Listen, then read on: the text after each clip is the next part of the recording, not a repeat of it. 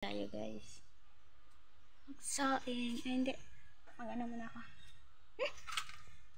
Oh my godness. Yung ulam siguro kinain ng pusa siguro.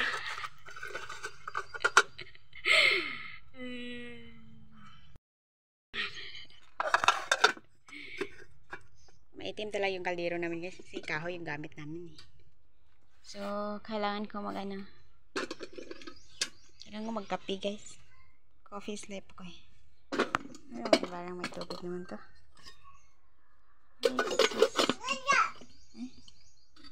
Okay na to. Ang ano naman ito, gulay. Ano ito? Ragbate. Talong. Tapos yan. Ay. Mag-ano tayo guys. Magpasigan ng apoy. Gumawa ng apoy. Paano ba kayo maggumawa ng apoy? Hindi ko pa ikita ko sa inyo eh. Gusto ko ipakita. Kaso lang hindi siya makita talaga. Kasi walang taga-video sa akin. Ako lang. Kaya di ko talaga maipakita. Pero maya lang guys ha.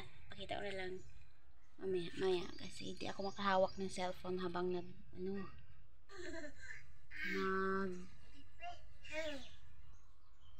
magawa ng apoy. So, hindi ko talaga mapakita. Mamaya na.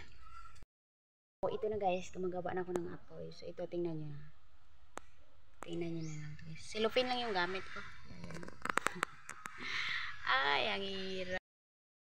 So, ayan na guys. Ano lang yung gamit ko dyan, cellophane sa paggawa ng apoy. Tapos, ano, yung kahoy namin is ano ng nyug. Ay. Kailangan ko mag-coffee. Coffee. Ko alam yung coffee ko dyan. Tagal-legal pa yan guys. Coffee with this view. Sobrang, relaxing ng view dito guys. Probinsya kasi yun sa amin. Kaya yan. Mga huni ng lang yung maririnig nyo dyan. Mga huni ng ibon. Tapos mga malalaking kahoy sa harap ng bahay namin. Actually guys, wala kaming bahay. Nagre-rent lang kami. Hoping soon magkaroon kami ng bahay namin. So yan o, pusa. Kita ba yan guys? Pusa yan dyan.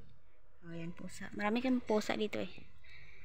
So yan o, yung buko shell. Yan yung ginagamit namin pang gatong. Hoy! Coffee. Yung kape. Magkumulo na yung tubig. Itong tsara. So ayan. Sobrang lang dito guys. Sobrang tahimik ng paligid. Sobra talaga. Yung maririnig mo lang yung mga huni ng ibon. Tapos yung mga manok. Ito yung mga manok na native guys.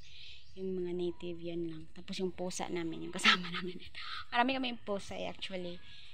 Madami talaga. Tapos lang.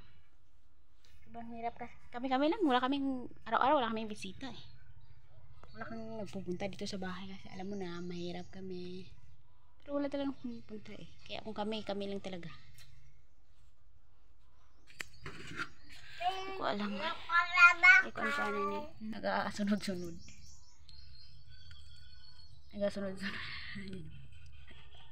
Yung apoy ko.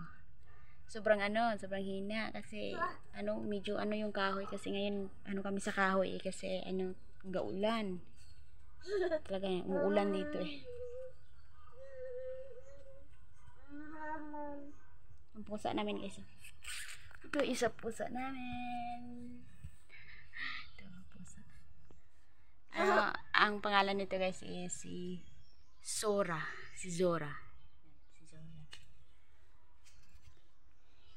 Ito naman to siya, apo ni Zora. Anak ng anak niya.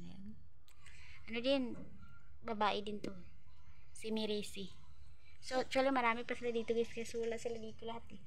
Hindi ko alam, nagapunta doon sa gubat. Pinakita kong gubat doon guys. Doon sila pumunta sa mga malalaking kahoy. Naghahanap siguro ng daga. So, tingnan na natin yung kumulo na yung tubig.